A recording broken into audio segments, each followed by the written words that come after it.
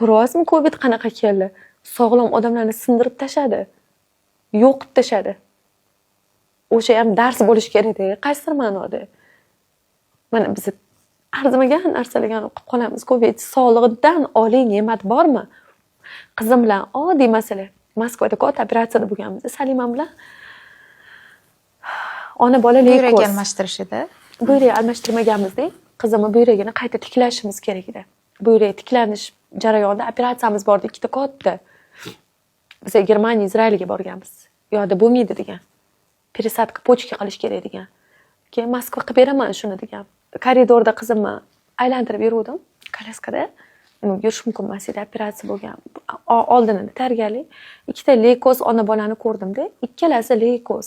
Germaniyadagi operatsiyaga tayyorgarlik ko'rishyapti. Ona bola. Ona bolasiga ko'sni mozg beradi. O'zi o'ladi. Tasavvur qilasiz. Ularni ko'rganingizdan keyin nimalarni talashasiz?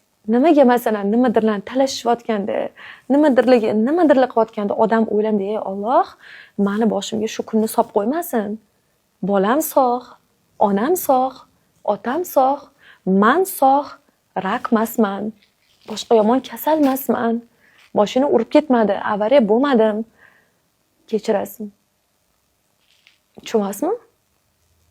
Nimaga qo'rqish kerak-da Allohdan? Qo'rqish kerak.